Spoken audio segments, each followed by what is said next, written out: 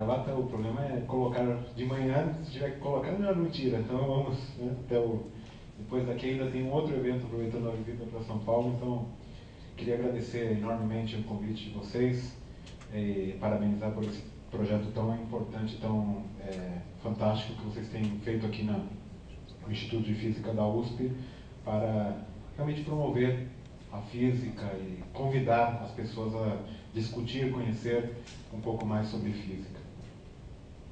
Tá ligado? Ó, azulzinho.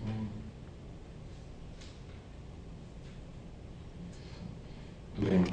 Então, agora sim, tudo funcionando. Então, peço desculpas também. Está em inglês a apresentação, que eu tenho, é uma apresentação que eu venho melhorando ao longo do tempo. A preguiça também fala mais alto e não traduzir para o português, mas o que importa mesmo são as figuras, que é fortemente ilustrado. E como foi pedido, eu evitei ao máximo aí colocar conceitos muito difíceis. Eu vou trabalhar aqui e basicamente mostrar para vocês a motivação de estudar magnetismo, em particular o nanomagnetismo, e algumas aplicações interessantes colocando alguns conceitos básicos. O que a gente chama de nanomagnetismo, né? E aqui também queria comentar que na USP tem vários grupos que trabalham com áreas muito correlatas, justamente como foi colocado anteriormente, o nosso grupo lá da Unicamp tem uma colaboração estreita com vários grupos aqui da USP, e a gente tem trabalhado em sistemas razoavelmente similares. O que significa? Quando eu falo nanomagnetismo, nanosistemas, eu estou lidando com sistemas aqui que seriam cristais, sejam cobalto, ferro, níquel, ou ligas desses cristais, que estão em uma matriz. E essa matriz pode ser um líquido, pode ser um sólido condutor, pode ser um supercondutor, pode ser um semicondutor, pode ser qualquer tipo de material na matriz, pode ser um amorfo, pode ser um cristal. E esses cristalzinhos são da ordem de nanômetros. Ou seja, aqui tipicamente os diâmetros 2, 3, 5, 10 nanômetros. E portanto o que a gente tem aqui é um conjunto muito interessante, muito rico no que se refere à física, porque o que a gente acaba tendo aqui são minúsculos imãzinhos que nessa escala têm propriedades completamente diferentes do que eles teriam ou do que eles têm numa escala macroscópica, e além disso tem possibilidade de interações, né? Você começa a ter, como todos os ímãs interagem, vocês sabem, né? Tem interações entre esses cristais nanométricos, que além de nanométricos são magnéticos, então eles começam a interagir entre si, podemos ter efeitos interessantes das superfícies, né? Que começam a ter um papel importante quando o sistema é muito pequeno, e uma série de outros fatores que eu vou tentar mostrar para vocês aqui. Então, o que eu vou falar essencialmente de conceito de física é um termo conhecido como superparamagnetismo, e vou falar alguns conceitos básicos e algumas aplicações. Só para ilustrar, isso aqui seria uma ideia do que nós temos, né? Aqui, só para ilustrar uma foto, né? Uma foto do que é a realidade. Isso aqui foi tirado no microscópio eletrônico lá do síncrotron em Campinas, é uma nanopartícula de cobalto aqui. Então, como vocês veem, o diâmetro típico é de 2 nanômetros. Então, uma partícula de cobalto em sílica, em vidro, basicamente. Então, essa é um pouco a ideia do que a gente tem. E a motivação? Essa aqui eu peguei do Dick Tracy, 1935, né? Dos quadrinhos. Motivação para estudar o magnetismo. A nação que controlar o magnetismo controlará o universo. Não tem, né, motivação melhor do que essa, então eu posso ficar tranquilo. E de fato, vocês veem depois na história dos quadrinhos, o interessante é que isso se comprovou aqui. A geração mais nova talvez conheça esse desenho animado, chama Pink Cérebro, né, que o cérebro é um ratinho que quer dominar o mundo e sempre utiliza o magnetismo. E tem uma outra história que funcionou aí? Estou bem aqui também, se deixar.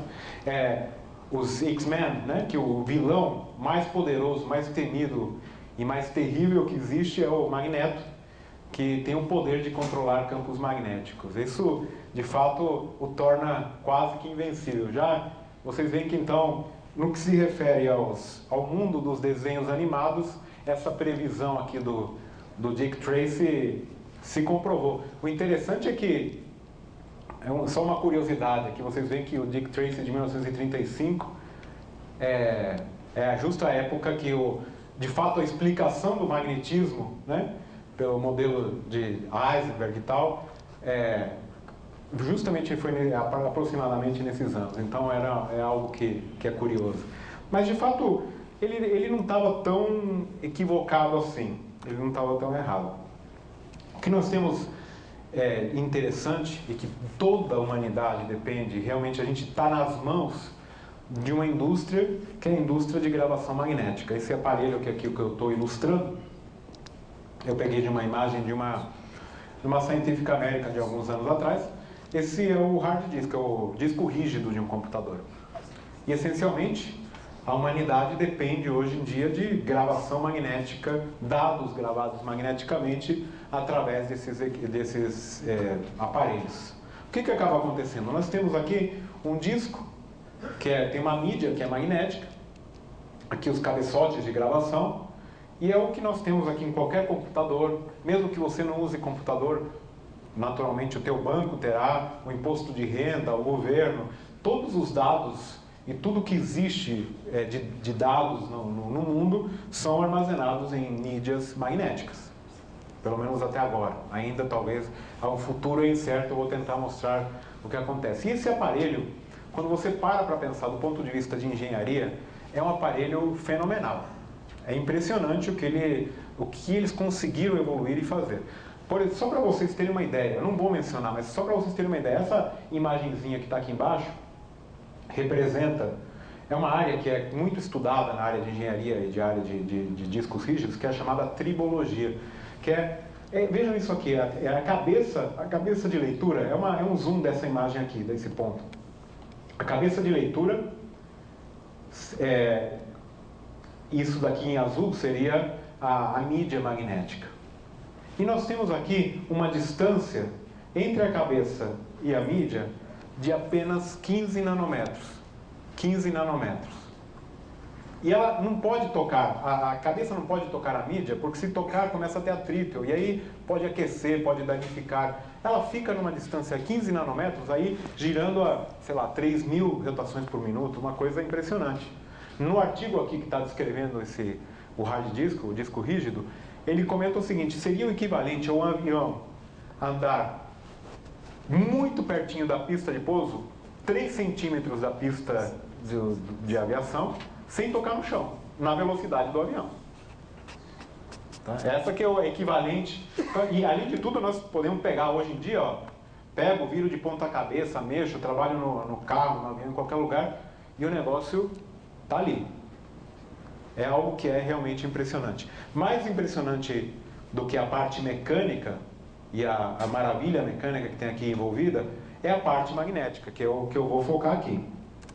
Então, o que é a gravação magnética? Isso aqui é muito interessante também, porque a ideia, o conceito básico de física não mudou muito. A primeira gravação magnética está aqui, é de 1898. É um alemão chamado Poulsen, que teve uma ideia que eu considero brilhante. Na realidade, eu já vi essa imagem, já tentei fazer esse experimento, não consegui. Então, tem uma certa magia aqui, mas é fantástico. O que ele fez? Pegou um cabo de aço magnetizado, ou magnetizável, um cabo de aço, e pôs um carrinho aqui com um telefone, aqueles telefones antigos. Na realidade, o que você tem aqui é um eletroímã pendurado com um carrinho. Vocês estão vendo aqui as rodas, um eletroímã, um falante, onde ele é um microfone e uma bateria. Quando ele fala, ele fecha o circuito e o eletroímã liga. Então, tem um campo magnético. Quando ele deixa de falar, não tem mais. O que ele fez? Foi falando enquanto o carrinho descia por esse varal. Aí, ele pegou o carrinho, voltou para o outro lado, inverteu a polaridade, e aí o microfone virou um alto-falante. Quando o carrinho desceu, que acontece? Por força eletromotriz induzida, aqui tem um campo magnético saindo do fio. Esse campo eletromagnético entra nesse ímã, né, nesse eletroímã, e induz uma corrente nesse circuito, e você acaba tendo, ele ouviu a própria voz. Foi a primeira gravação magnética da humanidade. Claro que durou, sei lá, 2 segundos, talvez, 3 segundos, mas gravou. A partir daí, o conceito é essencialmente o mesmo. Alguns aqui se lembram das fitas, né, magnéticas, né? Não todos, né, mas alguns tiveram o prazer de ter fitas magnéticas, né, antes depois dos disquetes, né, e depois, né, outros elementos que a gente considera hoje quase pré-históricos. Mas na realidade, o que significa a fita? O que era? Um meio magnético numa fita, e o cabeçote de gravação nada mais é que o equivalente a isso aqui, essa telefoninho do Poulsen. Você tem uma corrente, um ímã, uma cabeça, que vai gravando polaridade norte-sul, sul-norte, ou seja, zeros e uns, né? Sul-norte, norte-sul, sul-norte. Você vai gravando binariamente aqui a informação. E aí você faz essa fita girar, ou esse disco, né? Depois passou para a forma de disco, e essencialmente a informação é essa. Está gravada ali, está armazenada daquele jeito. Tá claro? Isso aqui, então, isso é a ideia da gravação magnética. É claro que houve melhorias, hoje em dia não se usa mais. Até pouquíssimo tempo atrás se utilizava ainda, nos discos rígidos, se utilizava ainda o princípio de força eletromotriz induzida. Até 10 anos atrás, talvez. É algo realmente muito recente a mudança na maneira de ler a informação, mas é algo que essencialmente é o mesmo. Então, o que foi acontecendo na indústria da gravação magnética? Você tem aí o disco, que é um disco de plástico com uma mídia magnética por cima, e o que você tem é o chamado track, né? Que é a trilha onde você grava essas informações. E essa trilha é composta de quê? Aqui vocês veem que está fazendo um zoom. Nada mais, nada menos que são regiõezinhas magnéticas que vão ficando gravadas. Ou seja, o momento magnético naquela região aponta numa direção, é como uma bússolazinha, apontando numa direção, ou num sentido, ou apontando em outro sentido. Aí você grava o 0 ou você grava o 1. Então, essencialmente, o que você tem são minúsculas regiões que vão formando os chamados bits, tá? Bits de informação. Essa é o segredo da gravação magnética. Muito bem. Isso tem toda uma tecnologia por trás, descobrir quais são as melhores ligas magnéticas, como fazer a transição e assim por diante, mas eu não vou entrar em maiores detalhes. Qual que é a ideia? Que vocês todos aqui sabem que a indústria, na verdade os consumidores têm uma demanda por ter cada vez mais espaço de gravação. Por quê? Porque os programas ficam maiores, porque a gente tem agora MP3, porque temos as câmaras com imagens cada vez maiores. O consumidor, o mercado, demanda mais e mais espaço em disco. Como fazer, então, para termos mais espaço em disco? Bom, e cada vez mais miniaturização.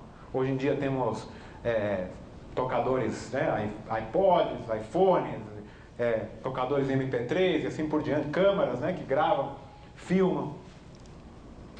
Então queremos miniaturizar e ao mesmo tempo aumentar a densidade de informação. Como que a gente faria?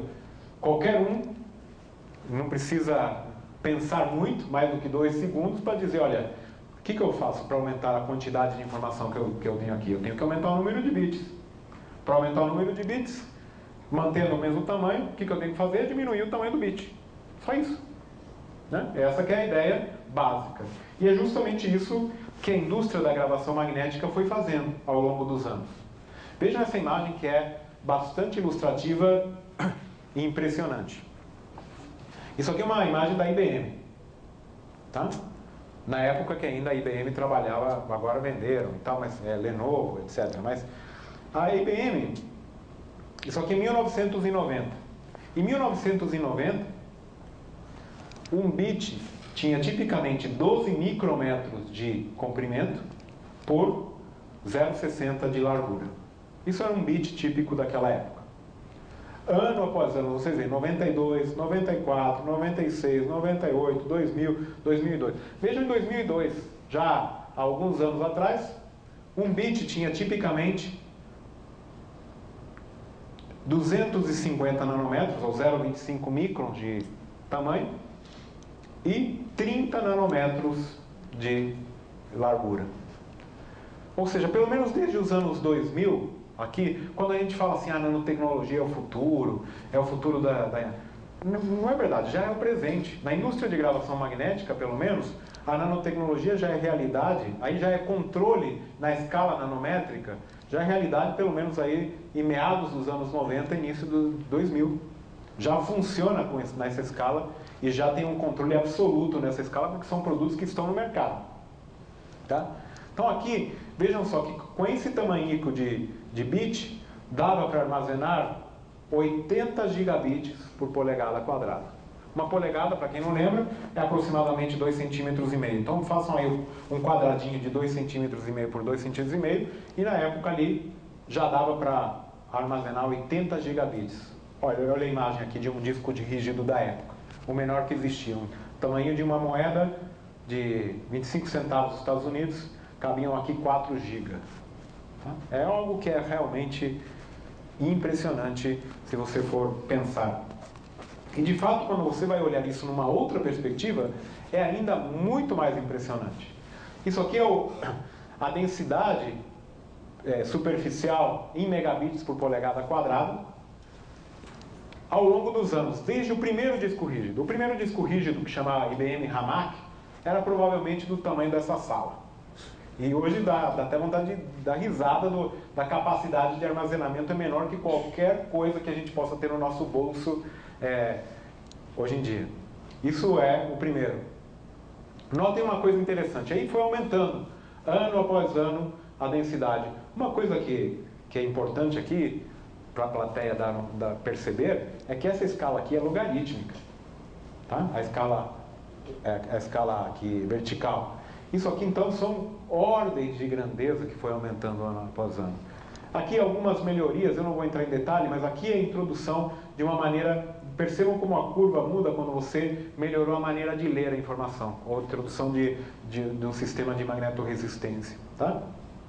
Aqui, então, nós temos, desde o primeiro disco rígido até aí, o ano 2005, 2006, 2007...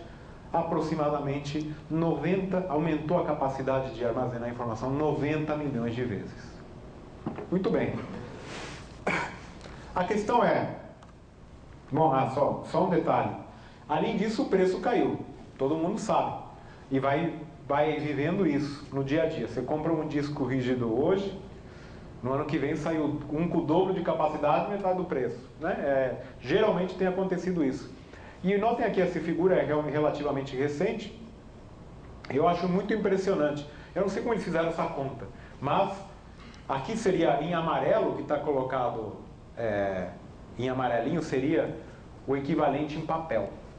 Tá? Ou seja, hoje em dia, o custo, o preço por megabyte em dólares, nos discos rígidos magnéticos, é de 0,1 centavos de dólar, tá? Por megabyte. Então, você vê que realmente aqui o preço foi caindo drasticamente. Agora, as memórias, esses pendrives, flash, né, que é semicondutor, também antigamente era um negócio caríssimo. Você tinha, hoje em dia também caiu, já está numa faixa que realmente dá para comprar. Então, melhorou a capacidade, melhorou o preço. Mas, bom, e um detalhe interessante dessa figura aqui, vocês podem notar que realmente o aumento é considerável, ano após ano. Todo mundo já ouviu falar, pelo menos já ouviu comentar, de uma famosa lei que é conhecida como Lei de Moore, na indústria de semicondutores, né, de transistores, ela é muito famosa. O Gordon Moore disse, em 1965, ele observou, ele fez uma predição também, disse que o número de transistores no circuito integrado teria um crescimento exponencial. Ou seja, dobraria o número de transistores num circuito integrado tenderia a dobrar a cada 2 anos. Né? E de fato, quando você vai olhar aí como evoluíram os processadores, os transistores e tal, realmente essa predição foi acontecendo. De fato, a versão atual diz que agora parou um pouco, né? Porque chegaram a um certo limite, mas dobrou o número de transistores por circuito integrado a cada 18 meses. Foi mais rápido do que a própria predição. Não, o que aconteceu com a indústria de gravação magnética é mais impressionante. Nunca seguiu essa lei, nem a lei de Moore. A indústria de gravação magnética conseguiu fazer algo que dobrou a capacidade de armazenamento a cada 12 meses. Ano após ano, o disco rígido que era lançado tinha capacidade do dobro do ano anterior. Isso por 40 anos. É algo que se você for pensar, é algo que é impressionante. Né? Eu, pelo menos, não me considero tão velho. E eu me lembro que o meu primeiro disco rígido, quando eu finalmente consegui comprar um computador com disco rígido, tinha 10 megabytes. 10 megabytes. Né? Que é algo que hoje não cabe em nada, né? Nenhuma foto talvez caiba né? Num disco rígido dessa capacidade. Então, aqui está o IBM Hamac que eu comentei, a capacidade era de 5 MB, né? Total. Então, só para vocês terem uma ideia. O que acaba acontecendo, deixa eu só pular isso aqui, o problema e o futuro? Conseguiremos, hoje estamos aqui, o que está acontecendo hoje em dia na indústria de gravação magnética? A gente conseguirá manter esse aumento desenfreado para sempre? O problema é que a indústria de gravação magnética hoje em dia está desesperada, porque não sabe o que fazer. Porque já existe um limite, que está aqui meio pintadinho em rosa, não se sabe exatamente qual mas que tem a ver com isso que eu vou comentar com vocês, que é o efeito superparamagnético. Não dá para melhorar mais. Não dá para continuar essa tendência e agora a gente está com uma tendência de ficar estabilizado aqui. Por onde que a indústria de gravação magnética vai seguir para os próximos anos ainda é um mistério. Ainda é um mistério. Eu vou tentar explicar o que acaba acontecendo aqui, só para vocês verem outras imagens desses discos rígidos que são bastante impressionantes. O que acaba acontecendo? Eu vou tentar explicar com essa figurinha muito simples o que é o tal do efeito superparamagnético. Como eu já disse, vocês têm ali regiõezinhas magnéticas que apontam num sentido, 0, ou no outro sentido, que é 1. É o chamado bit de informação. 1, 0, 1, 1, 1, 0 e assim por diante. Como eu disse, uma das alternativas seria reduzir o tamanho desse bit. O problema é que quando já chegamos no limite físico. Porque o que acaba acontecendo? Deixa eu tentar explicar de uma maneira bem simples. Esses materiais são feitos de tal modo que eles têm um eixo, uma direção onde o momento magnético gosta de ficar. O momento magnético, então, está representado aqui. É um sistema muito simples, que em física é chamado sistema de 2 níveis, que ou o momento magnético gosta de apontar para um dado sentido para cá, para a esquerda, ou ele gosta de apontar para o outro sentido, para a direita. Ele passa de um sentido para o outro, mas para passar de um sentido para o outro, ele tem que ultrapassar uma barreira de energia. Porque ele está preso naquela direção. Ele precisa passar por uma barreira de energia que é natural. Você precisa ter esse momento magnético estável aqui, porque uma vez que você pôs a informação ali, você não quer que ele pule para outra sozinho, porque você quer que ele fique lá para sempre. É como se for o equivalente aqui a um buraco, a um poço de potencial. Ele fica aqui e se ninguém mexer com ele, ele vai ficar ali para o resto da vida. Isso que é o ideal de um momento magnético. Tudo bem? Para passar para o outro lado, o que você tem que fazer? Dar um empurrãozinho. De que maneira que é esse empurrão? Hoje em dia é com um campo magnético, que manda ele para o outro lado. O que acaba acontecendo é que quando o bit é muito pequeno, essa barreira, como vocês veem aqui, tem a ver com um termo aqui que é uma constante, chamada constante de anisotropia, que depende das propriedades do material, como ele é produzido, a maneira com que ele é tratado, e um monte de detalhes técnicos que são fundamentais. Mas aparece aqui um produto que é essa constante de anisotropia vezes o volume do bit. Quanto menor for o volume, menor vai ser esse poço. Vai ter um momento, é inevitável, é física fundamental. Vai ter um momento que essa barreira aqui, ela é tão pequena que a energia térmica, que aqui eu estou representando por K, que é a constante de Boltzmann vezes a temperatura, começa, essa barreira aqui é da ordem da energia térmica do sistema, ele está na temperatura ambiente. Então o momento magnético começa a querer dar os seus pulinhos, certo? Então ele está ali, mas sozinho, por causa dos torques de origem térmica, ele pula para o outro lado. O que aconteceu? Você perdeu a informação que você tinha gravado. Essa que é basicamente o problema. Então, você não pode diminuir muito o tamanho, porque senão ele se perde a informação, começa a ficar instável o sistema. Tá? Essencialmente, em grosso modo, esse que é o problema e o que é o chamado superparamagnetismo.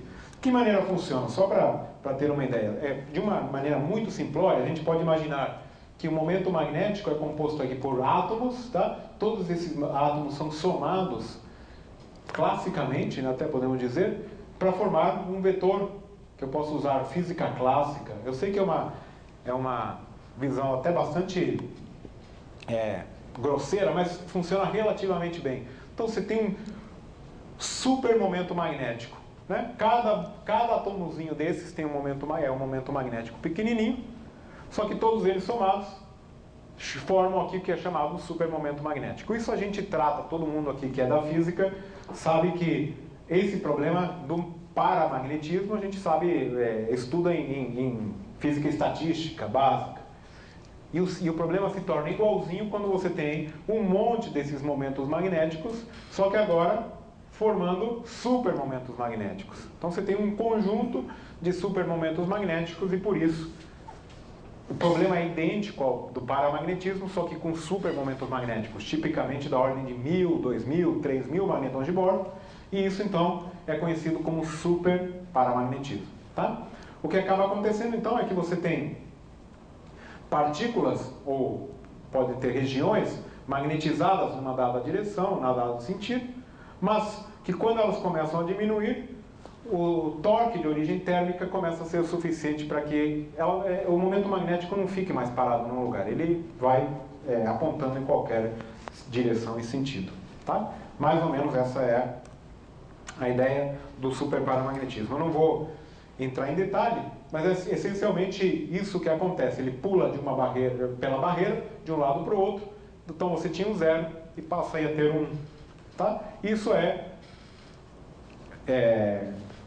acontece em tempos que são menores do que a escala do que você está querendo medir ou do que você está querendo guardar. Se isso acontece com uma probabilidade a cada 300 anos, tudo bem. Mas se a cada 3 minutos isso acontece, você está perdido, você não consegue guardar a informação.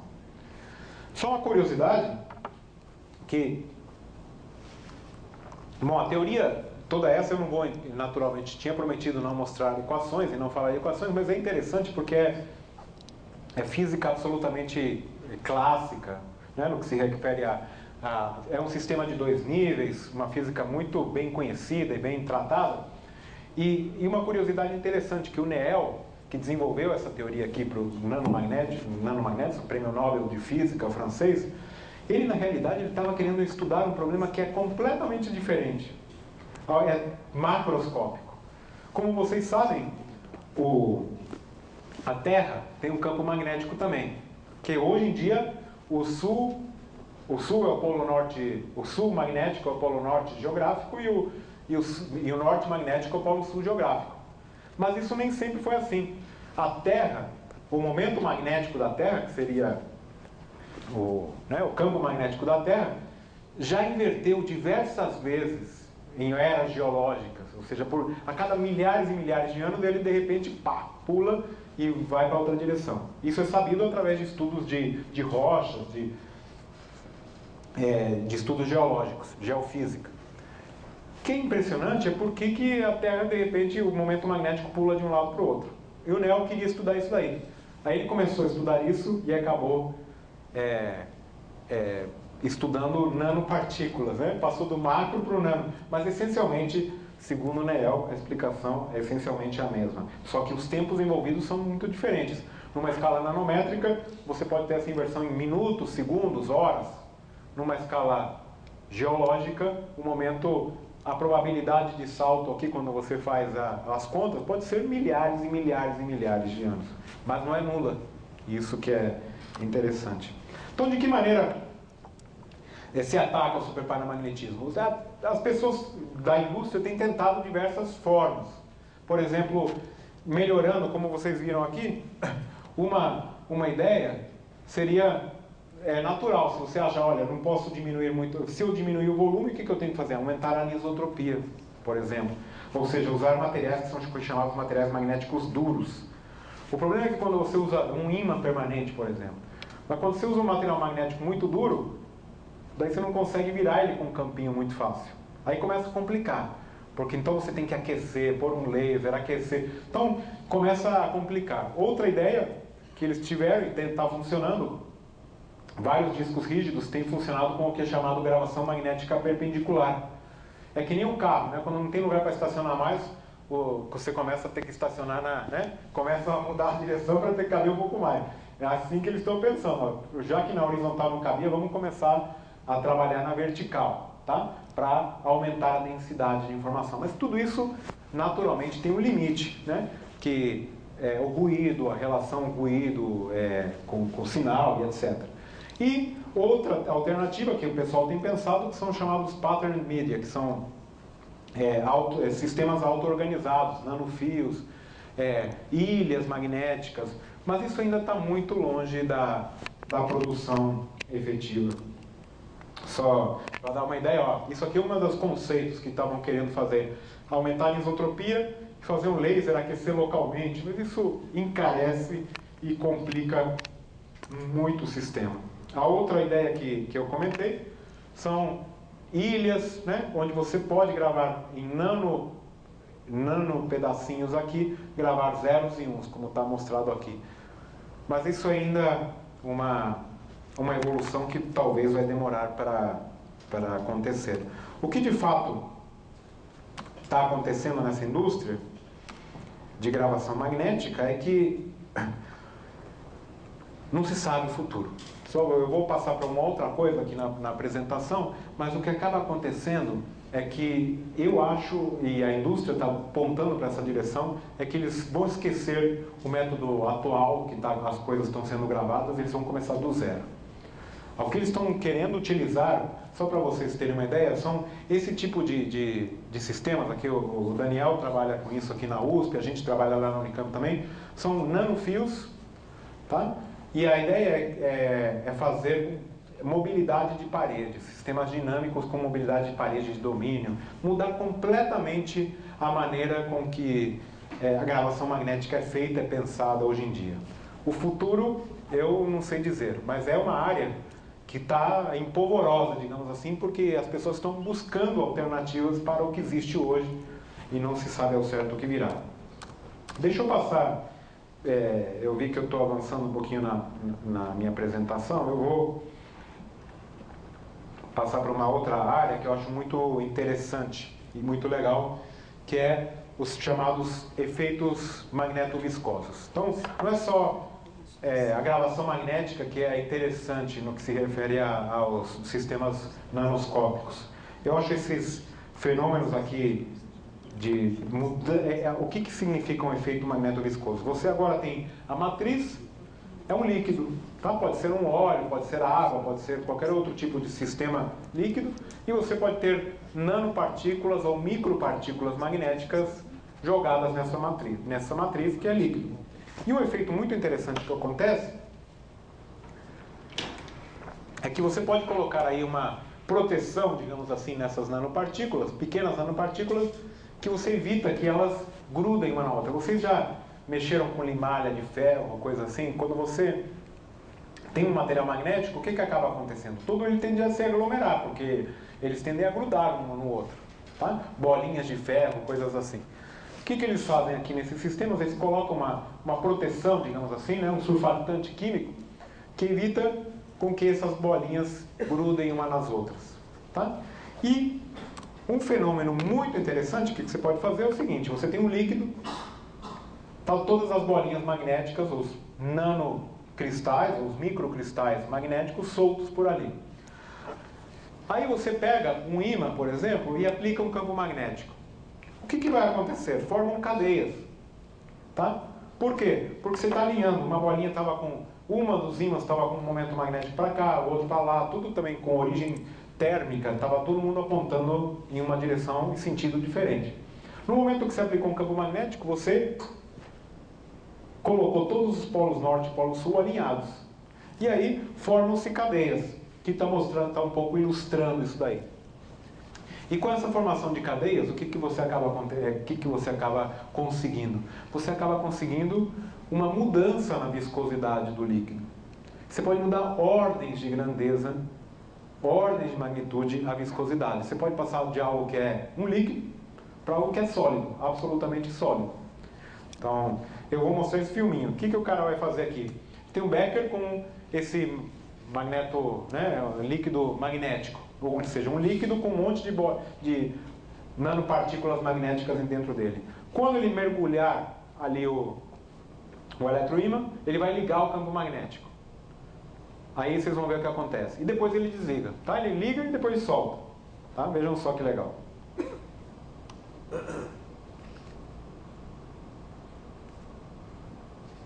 Viram? Deu para ver? Vou passar de novo.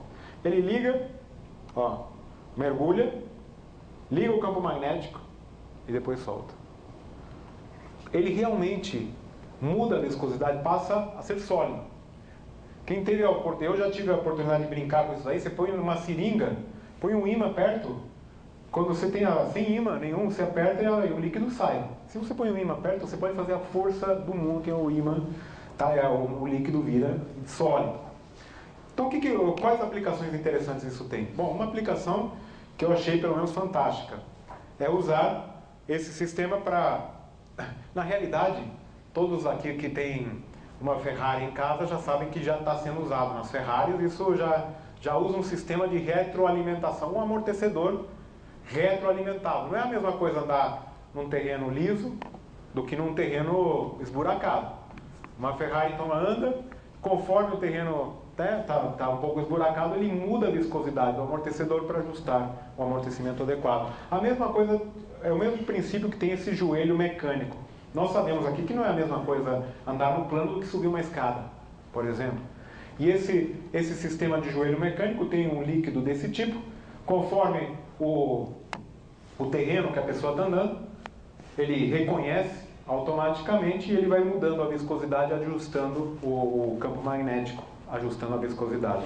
O mesmo eles fizeram aqui nessa ponte da China, essa ponte, fizeram uma ponte espetacular, maravilhosa.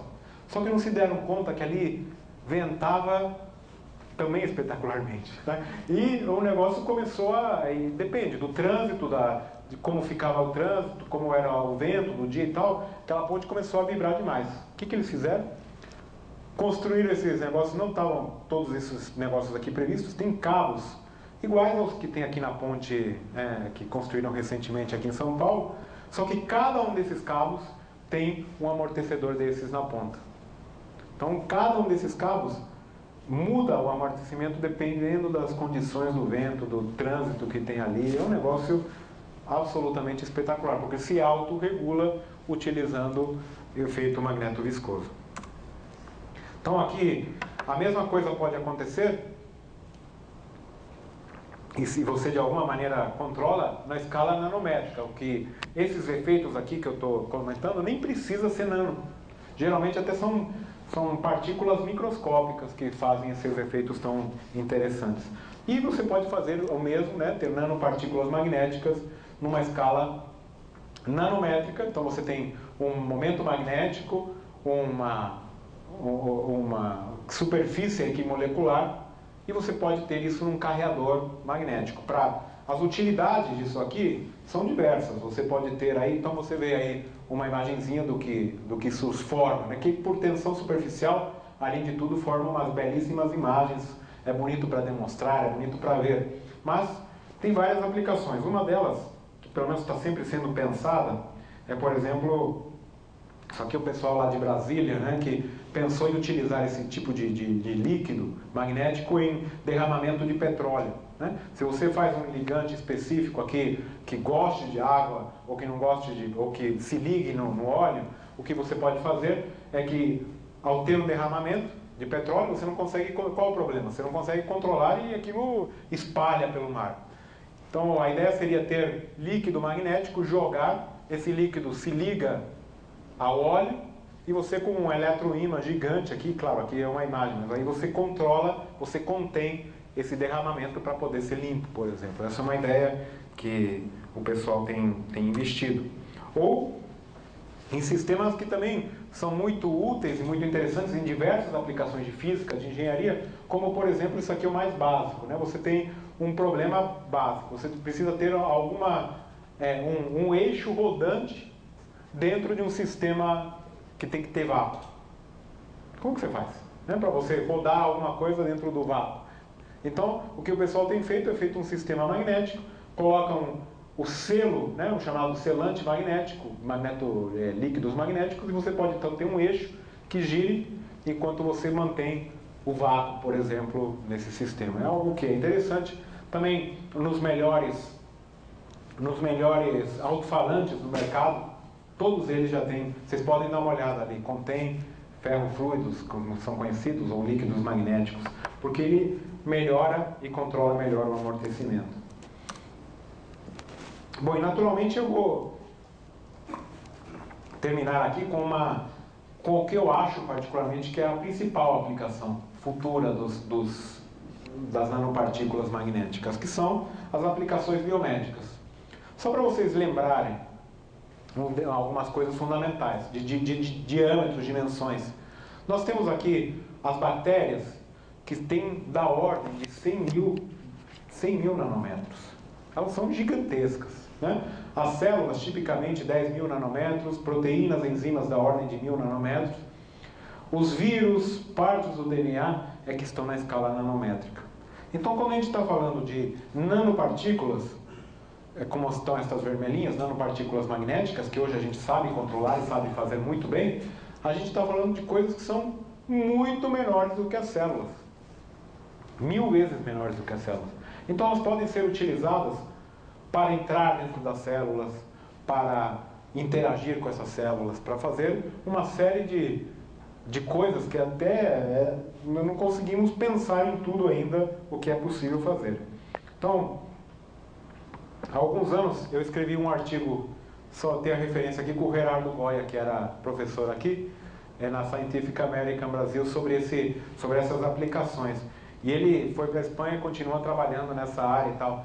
Vejam aqui, então tipicamente, claro, quando a gente fala numa nanopartícula magnética, que possa ser ligada a um certo fármaco, uma droga, um remédio específico, tem toda uma física e química envolvida aqui que é bastante complexa. Você cria a nanopartícula, depois tem que fazer um revestimento biocompatível, o que é chamado funcionalização, um espaçador, um ligante específico para um tipo de droga, e assim por diante. Não é algo que eu vou dizer, você põe ali um remédio e liga na nanopartícula. Tem toda anos e anos e anos de estudo para conseguir realizar coisas desse tipo. Você ter nanopartículas magnéticas e a ele conectar coisas específicas, como, por exemplo, um remédio, um anti-inflamatório, qualquer coisa. E aí vem a aplicação mais simplória, porém mais trivial que pode existir.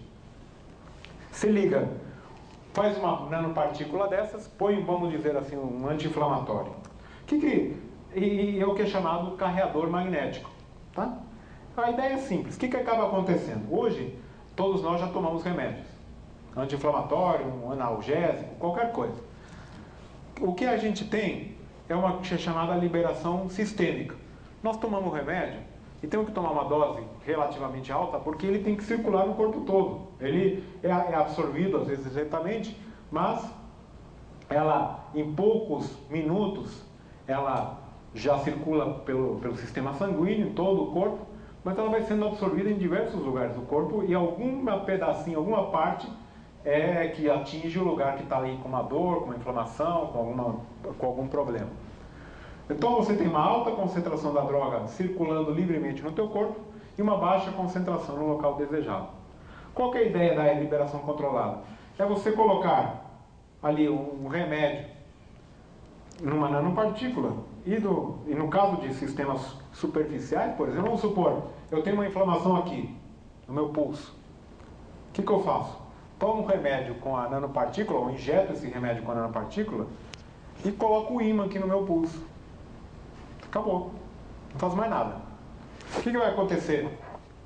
O ímã tem um campo magnético, vai circular, as nanopartículas vão circular por todo lugar, mas quando passarem aqui pelo pulso, vão parar, porque o ímã as atrai. Essencialmente é isso. E aí elas vão ser absorvidas aqui. Você com isso precisa tomar menos quantidade daquele remédio e você sabe e tem certeza que vai no lugar certo. Tá? Isso é uma aplicação absolutamente trivial. O que acontece com a nanopartícula? Ela é de ferro, ou óxido de ferro, que é absorvida e aproveitada pelo sistema do corpo para fazer hemoglobina, para fazer outras funções, ou até eliminada quando for uma dose muito grande. Então, é algo que é uma aplicação absolutamente simples, trivial e fácil. Uma que é muito interessante, muito bacana, é a chamada magnetohipertermia. Essa aqui, notem o seguinte, a ideia é utilizar também a nanopartícula e você aqui coloca chaves químicas, ligantes específicos para coisas específicas. É claro que aqui a pesquisa ainda está engatinhando, mas já está bem avançando bem. Então, por exemplo, você coloca uma chave molecular específica para um tipo de tumor. Digamos um tumor do fígado, câncer. Tá? Ela só liga naquele câncer, mais nada. Se você não tiver o câncer, não acontece nada. Em particular, notem o seguinte, aqui você tem um câncer começando a se formar, um tumor, com vários ligantes moleculares. Você injeta essa nanopartícula com ligante específico e ela se liga naquele tumor. Isso daqui está dentro de um tecido.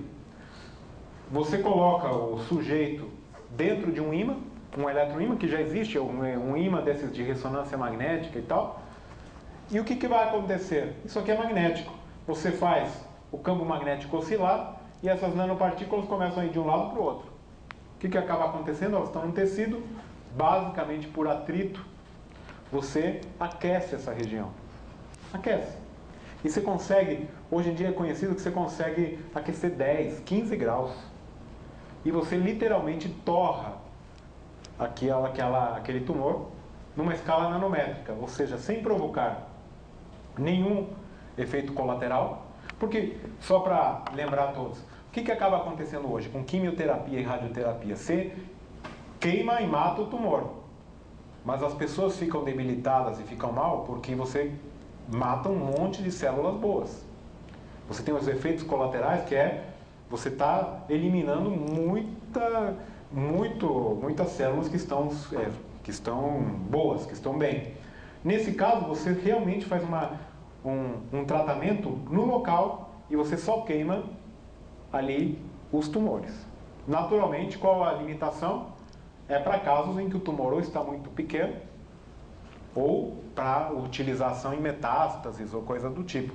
Não funciona quando você já tem um tumor quase que macroscópico, porque você não vai conseguir aquecer toda aquela região.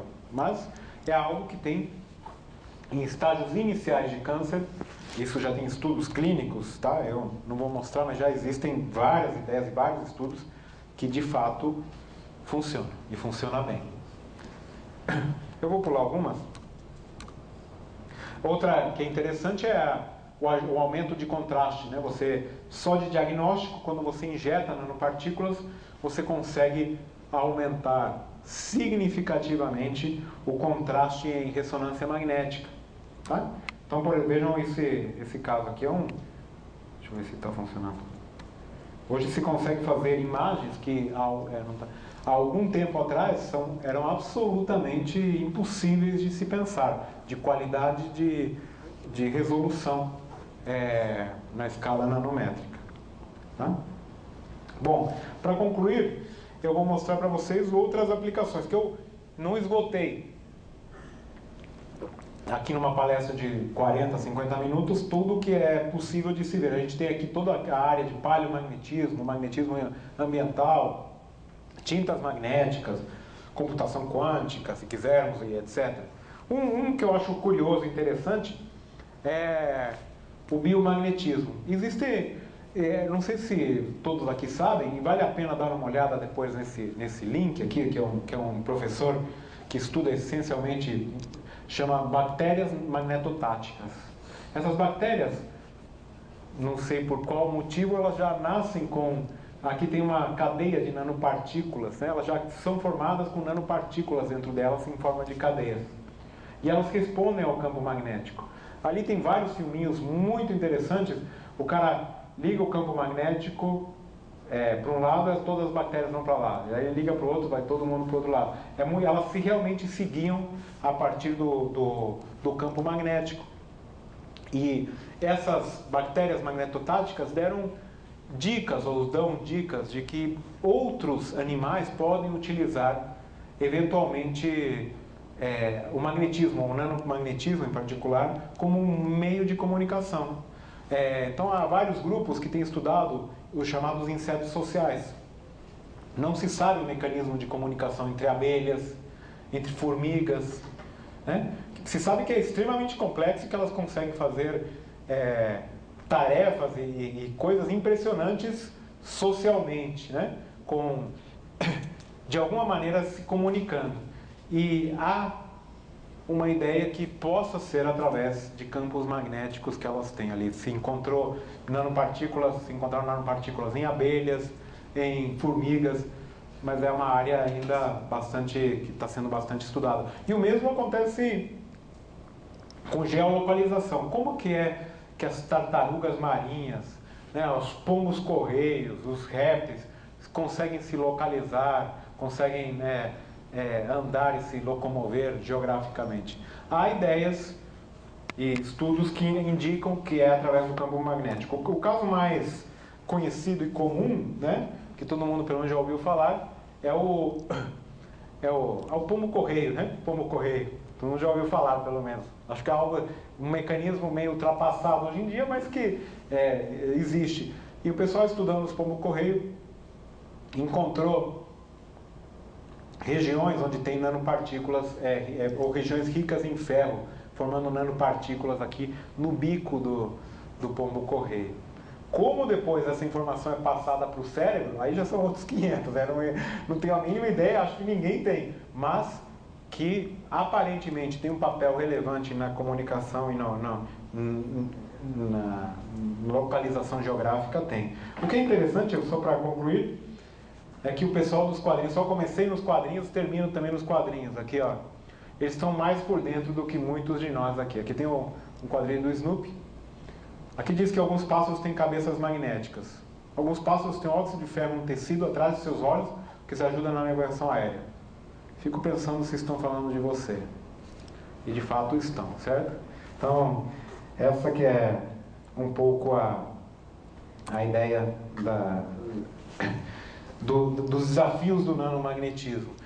Só para comentar aqui, eu não mostrei resultados e coisas que nós fazemos no nosso laboratório, mas aqui um grupo de pessoas que tem colaborado com nossos estudos, nossos trabalhos. Eu acho que o que eu tentei mostrar aqui, como realmente convite à física, é que existe muito ainda para explorar nessa área tão rica do magnetismo, em particular do nanomagnetismo, e eu acho que a gente tem uma estrada, um caminho essencialmente aberto para muitos desenvolvimentos, tanto no que se refere à física básica, no que se refere a aplicações, nessa área que claro que eu sou suspeito para falar, mas que eu considero fascinante, na área da física da matéria condensada. Muito obrigado pela atenção.